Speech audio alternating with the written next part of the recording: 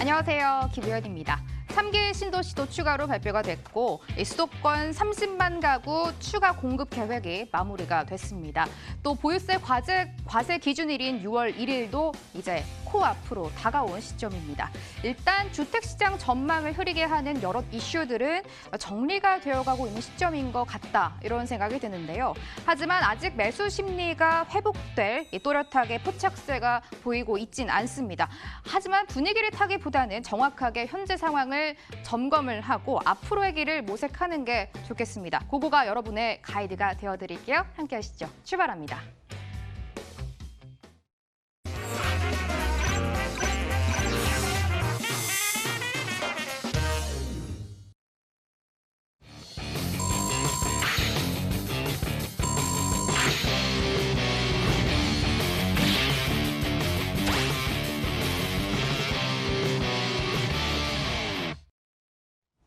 일부는 우리의 부동산 키다리 아저씨가 함께 해주시겠습니다. 키다리 부동산 연구소 이성우 대표 오셨네요. 대표님 안녕하세요. 네, 안녕하세요. 네, 반갑습니다. 여러분의 고민 접수 받고 저희가 확실하게 해결해 드리고 있습니다. 서울전화 02-2077-6358번 활짝 열려 있으니까요. 계속해서 이용해 주시기 바랍니다. 먼저 시장 분석으로 본격적으로 문을 열어보겠습니다. 대표님, 현재 주택시장 어떻게 바라봐야 합니까? 네, 정부 규제가 계속적으로 진행이 되고요. 그리고 그 정점을 찍은 게 9.13 부동산 대책이었죠. 그 이후로 대출 규제와 그다음에 세제 부담이 굉장히 가중이 되고 있는 그런 상황에서 주택 보유에 대한 부담을 느끼는 분들이 많죠. 그래서 시장의 어떤 불확실성 이런 부분 때문에 지금 금액 자체, 이 주택 가격 자체가 계속적으로 하락을 지속하고 있는 그런 상황이죠. 그래서 전국적으로 봤을 때 지금 전체적으로 그래프 막대 자체가 하향으로 지금 향하고 있습니다. 예. 사진을 보시게 되면 전국적으로 봤을 때 0.21% 주택 가격 매매 지수가 지금 떨어지고 있는 그런 상황이죠. 전세 가격도 마찬가지입니다. 지금 파란색이 주택 매매 가격, 그리고 빨간색이 전세 가격, 그리고 이 노란색이 월세 가격이라고 보시면 될 것 같은데 지금 전국적으로 0.21% 하락이 됐습니다. 수도권도 역시 마찬가지죠. 지난달에 0.18%였습니다. 하지만 하락폭이 확대가 되면서 마이너스 0.23%로 확대가 됐죠. 서울 지역을 보게 되니까 서울 지역이 지난달에 마이너스 0.22%였습니다. 그런데 이번 달, 4월 달을 보게 되면 마이너스 0.18%로 하락이 축소가 됐죠. 그 이유는 뭐냐면 송파하고 강남의 어떤 매물 자체가 이제 그 급매물 자체가 소화가 되면서 이 하락폭이 축소가 된 부분인데 그 부분으로 인해서 3월 달보다는 좀 하락폭이 축소가 된 그런 부분입니다. 지방 전체를 보게 되면 마이너스 0.18%로 하락이 됐고요. 전세 가격 역시 마이너스 0.24%로 하락이 됐습니다. 자, 전국적으로 한번 보겠습니다. 어떤 지역을 보게 되면 막대 그래프 자체가 상향을 유지하고 있는데 지금 전체적으로 봤을 때 밑을 향하고 있는 그런 하향 지향형으로 지금 막대가 이렇게 그려져 있죠. 자, 보게 되면 지금 울산 지역이 지금 마이너스 0.55%로 하락세가 크고요. 그리고 세종시가 그동안에 인기가 꾸준하게 있었죠. 행정수도인 이 세종시 자체가 마이너스 0.61%인데 울산 같은 경우에는 이 자동차 산업과 조선 산업의 어떤 그 기반 산업의 어떤 침체로 인해서 하락폭이 계속적으로 이렇게 떨어지고 있는 그런 상황입니다. 세종시 같은 경우에는 이제 그 3개 사업장에서 5개 단지 3,256가구가 일시적으로 동시자발적으로 또 분양을 실시를 한다고 그러죠. 어찌됐건 지금 이 주택 보급률 자체가 경북 다음으로 111.5% 굉장히 높은 수치인데도 불구하고 행정 수도이기 때문에 많은 어떤 직장인들부터 해서 인기가 많은 지역이기 때문에 지금 3개 단지에서 지금 분양을 시작을 하는데 분양률 자체가 초기 분양률이 평균적으로 96.5% 굉장히 높게 나오고 있는 그런 상황이죠. 하지만 지금까지 공급 과다에 대한 피로감으로 인해서 지난달에는 0.61% 하락이 됐다는 부분입니다. 자, 보시게 되면 상향된 그런 지역도 있죠. 대대광전입니다. 대대광전. 대구, 대천, 그리고 광주, 전남 지역이 상승세가 두드러지는데 보시게 되면 대구는 0.02% 상승을 했고요. 광주는 0.04%, 대전은 0.02%인데 전남 지역에 보게 되면 0.20%로 굉장히 많은 수치로 상승을 했습니다. 문재인 정부 가 출발하면서 2년이 지났는데 보니까 영남권은 하락세를 유지하는데 호남권은 상승세가 된다라는 어떤 뉴스 기사도 있었는데 전남 지역을 보게 되면 그만큼 정비 사업이 진행되는 곳 그리고 여수나 순천 이런 쪽으로 해서 금액이 두드러지게 높아지고 있는데 그 이유에는 공급량이 부족하다는 부분이 첫 번째고요. 두 번째로는 어떤 그 일자리 고용 창출이 계속적으로 일어날 수 있는 그런 업체들이 굉장히 산재해 있다는 부분이고요.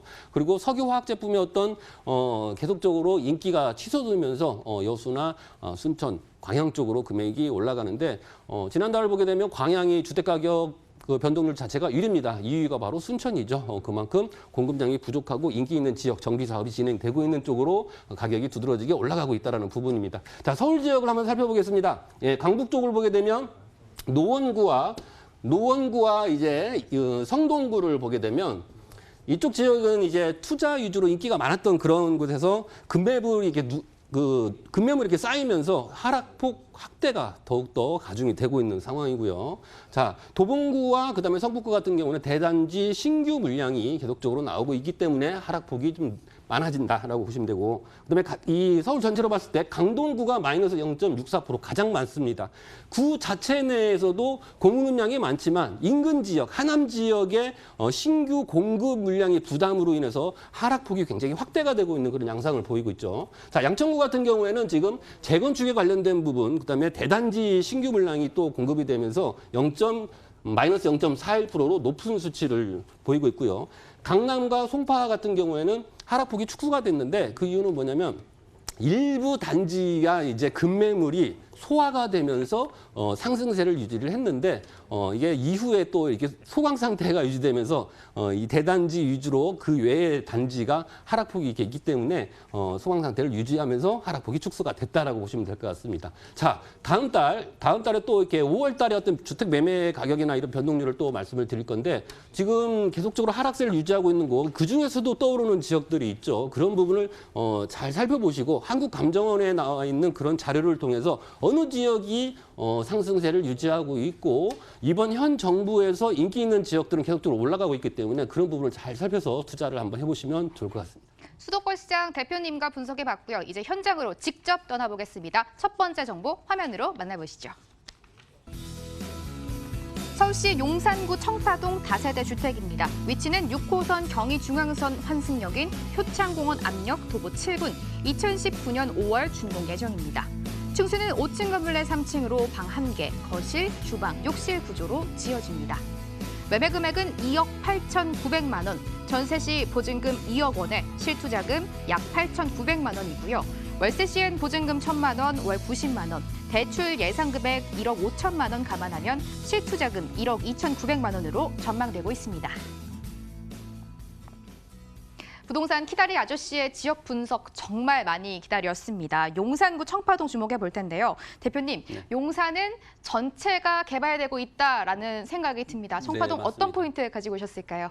지금 많은 분들이 얘기를 하죠. 서울시에서 가장 높게 가격이 치솟을 지역이 어디냐라고 이렇게 물어보시면 대다수의 많은 분들이 용산이다라고 답을 합니다. 그만큼 용산 자체는 뭐 서울시에서 가장 넓은 면적으로 개발을 하고 준비가 되고 있는 그런 지역인데 아무래도 이번 현 정부가 어떤 주택 가격이 안정이 된 이후에 발표를 한다. 이 얘기가 나오기 전에는 오래 전부터 발표가 나왔어야 될 그런 마스터 플랜인데 또 이 마스터 플랜이 발표가 되게 되면 또 용산 지역의 어떤 집값이나 어떤 토지 가격이나 이런 부분이 굉장히 높게 상승이 되기 때문에 그런 부분을 미연에 차단하기 위해서 좀 집값이 대출 규제나 어떤 세제 강화를 통해서 어느 정도 어떤 주택 가격이 안정이 됐을 때 그때 발표를 하겠다라고 얘기를 했죠. 많은 시간이 흘렀습니다. 이제는 주택 가격이 안정화가 되고 있는 그런 상황에서 이제 정부에서도 마스터 플랜을 발표할 시기가 되지 않았나 이런 생각을 해보는데요.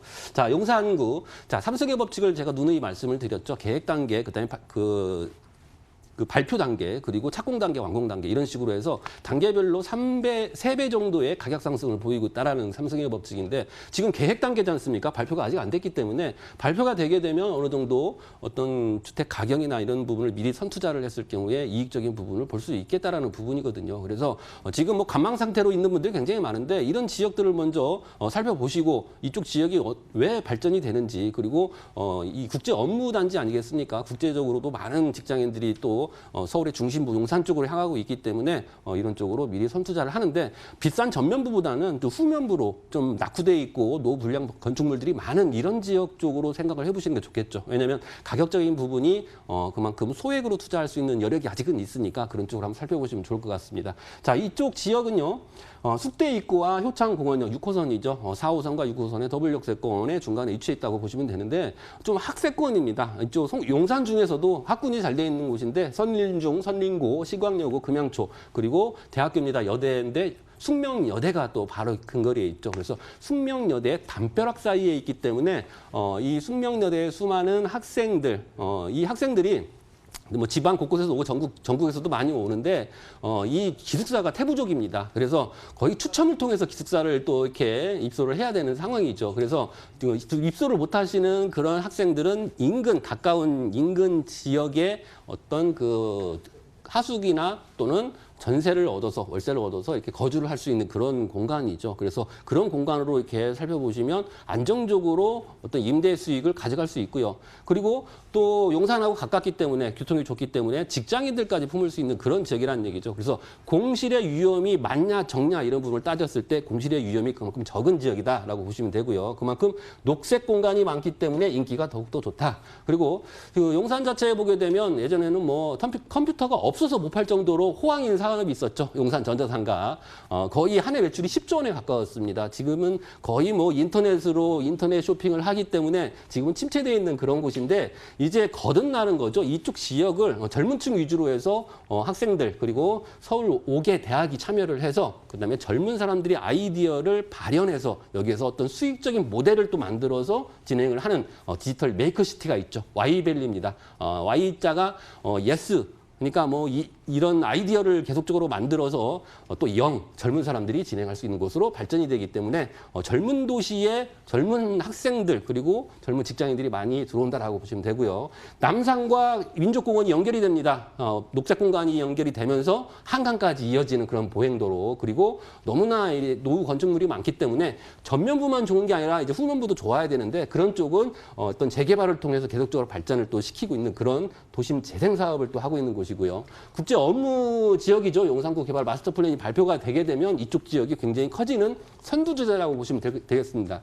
철도 정비 창 부지 그리고 서부 이촌동 부지를 또 개발을 해서 100만 평이죠. 굉장히 넓은 부지에 국제 업무지구를 만들고요. 그리고 교통 또한 좋아집니다. 강남과 용산의 이 거리가 멀지 않은 거리지만 교통이 굉장히 불편하죠. 몇 번 갈아타야 되고. 하지만 이제 신분당선이 연장이 되게 되면 용산에서 강남까지 빠른 시간에 왔다 갔다 할 수 있고요. 그리고 지상에 있는 지하철을 지하로 옮기고 그 위에 공간은 녹색 공간으로 꾸미고 업무시설을 그만큼 더 확충을 하고요. 그다음 민족공원을 또 만들면서 뉴욕의 센트럴파크처럼 만든다는 얘기죠. 그 주변의 빌딩들은 가격이 굉장히 높죠. 여기도 마찬가지 그런 식으로 진행이 된다는 부분입니다.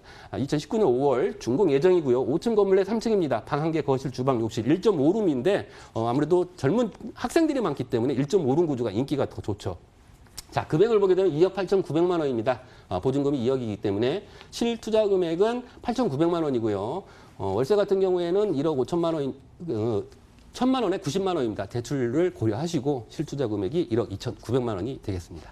용산구 청파동에 위치한 다세대 주택이었습니다. 화면으로 한 번 더 정리해 드릴게요.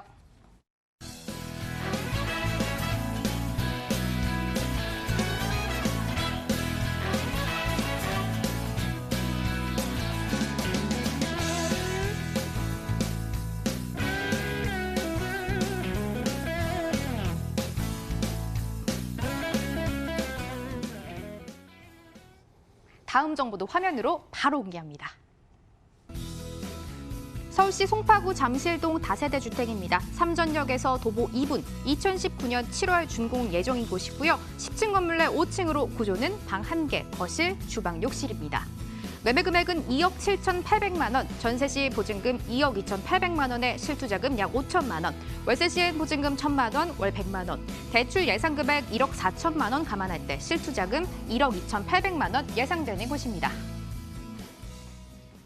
송파구 잠실동으로 이동해 왔습니다. 아주 인기 지역으로 꼽히는 곳입니다. 대표님 설명 바로 부탁드릴게요. 네, 집가가 상승하거나 주택 가격이 상승할 때는 여러 가지 요인이 필요하죠. 그쪽 지역이 학군이 좋던가 아니면 녹지 공간이 잘 훌륭하게 잘 돼 있던가 교통이 잘 돼 있던가 또는 개발 호재가 산재해 있는 그런 지역인가 직장인이 계속적으로 늘어날 지역이어서 어떤 임차에 관련된 부분이 활성화가 될 지역인지를 파악을 하셔야 되는데 이쪽 지역 같은 경우는 그 모든 부분이 합치가 되는 그런 곳이라고 볼 수가 있겠습니다. 첫 번째로 개발 호재죠. 국제기로 복합지구, 그다음에 제2롯데월드, 수석 역세권 개발 이렇게 큼직큼직한 이런 개발 호재들이 근거리에 있습니다. 그 중간에 위치해 있기 때문에 여러 가지 이런 개발 호재에 대한 직접적인 영향권 안에 들어있는 그런 건물이고요. 그리고 또 지하철이 9호선이 또 개통이 됐죠. 그래서 개통을 한 지하철 3전역에서 걸어서 2분이면 도착이 가능하기 때문에 초역세권입니다. 그래서 교통적인 요인도 잘 갖춰진 곳이다라고 보면 될 것 같고요. 지금 그림에서 보시면 3전역에서 나와서 바로 여기입니다. 예. 바로 나와서 2분이면 도착이 가능하고요. 바로 코너에 있죠. 코너에 있는 건물들 같은 경우는 노출이나 접근성이 좋기 때문에 향후에 황금성 면에서는 좀 더 많은 점수를 줄 수 있는 그러한 건물이고요. 지금 빨간색으로 표시된 곳이 바로 먹자골목입니다. 젊은 층들 같은 경우는 먹자골목이 근거리에 있어야지만이 선호를 하게 돼 있죠. 그래서 먹자골목에 가깝다라는 부분. 근데 좀 더 큰 먹자골목을 원한다라고 하면 바로 신천 먹자골목으로 가면 되고요. 여기서 또 다른 먹자골목을 또 원한다라고 하면 이쪽으로 가면 방이동 먹자골목이 있죠. 그리고 제2롯데월드에서 쇼핑을 즐길 수 있는 그런 공간들이 잘 갖춰진 곳이고요. 이쪽 지역이 지구단위 계획구역을 통해서 3전역이 이제 개통이 되면서 이쪽 지역의 업무시설이나 상업시설을 더욱더 또 만들기 위해서 20층 허용구역으로 바뀌면서 토지의 가치가 많이 좋아졌죠. 자, 보시게 되면 제가 처음에 말씀드렸던 그 부분입니다. 국제기로 복합지구, 그다음에 제2롯데월드, 수수역세권 개발.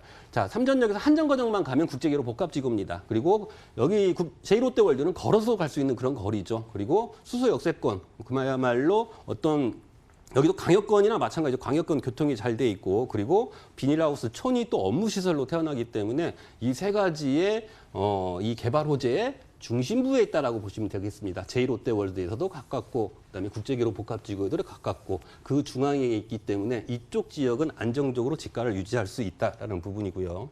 자, 여기에 또 인구들이 지금 송파구가 가장 많죠. 서울시 25개 구 중에 가장 많은데 여기에 또 재건축이 또 계속적으로 진행이 되기 때문에 31,369세대가 또 증가를 합니다. 그러면 약 9만여 명이 늘어나기 때문에 가장 많은 인구수를 자랑하는 송파구가 되겠고요. 동 자체는 행정구역상 동 이름이 잠실동입니다. 그만큼 대장동이기 때문에 인기가 좋고요. 2019년 7월이 준공 예정입니다. 10층 건물 내 5층이고요. 세탁기와 냉장고, 에어컨, 인덕션, 붙박이장까지 전부 다 풀옵션으로 구성이 되어 있기 때문에 직장인들이 들어와서 거주만 하시면 되는 형식이고요. 금액은 2억 7,800만 원입니다. 자, 보증금이 2억 2,800만 원 했을 때 실투자금은 5천만 원이고요. 월세는 1,000만 원에 월 100만 원입니다. 대출을 고려하시고 실투자액 1억 2,800만 원이면 투자할 수 있습니다. 네, 서울시 송파구 잠실동의 다세대 주택 만나봤습니다. 대표님, 송파구 투자하시는 분들께 유의점 한마디만 부탁드릴게요. 유의점이라고 본다라면 지금 건물이 아직 완공된 상태가 아니거든요. 그래서 저는 좀 임장 활동 좀 같이 좀 했으면 좋겠어요. 오셔서 담당자와 같이 부동산도 한번 들어가서 이쪽 지역의 어떤 발전 상황이나 그리고 바로 옆에 국제기로 복합지구가 있는지도 한번 보셔야 되거든요. 그래서 얼마나만큼 많이 떨어져 있는지도 좀 확인해 봐야 되고요. 오신 김에 또 제2롯데월드 가서 쇼핑도 좀 즐기면서 이렇게 이쪽 지역을 좀 파악을 하시는 게 중요할 것 같습니다. 발품을 팔아야 된다는 부분이죠. 그것도 전문가와 같이 발품을 파셔서 이쪽 지역을 완전히 습득을 하신 후에 투자를 고려해 보시는 게 좋을 것 같습니다. 역시 부동산은 전문가와 현장에 답이 있는 것 같습니다. 송파구 잠실동에 위치한 다세대 주택 다시 한번 화면으로 정리해 보시죠.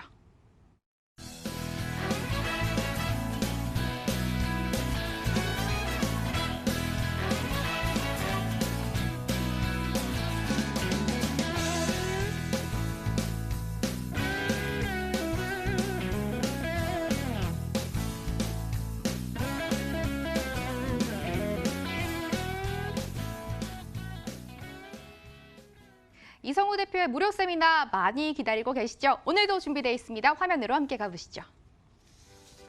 주제는 가장 효율적인 부동산 소액 투자법입니다. 매주 수요일, 토요일에 열립니다. 아래 번호로 전화 주시고 참석해 주시면 되겠습니다. 일부 알찬 시간 만들어주신 이성우 대표는 아쉽지만 여기서 보내드려야 될 것 같아요. 대표님 오늘도 고생 많으셨습니다. 감사합니다.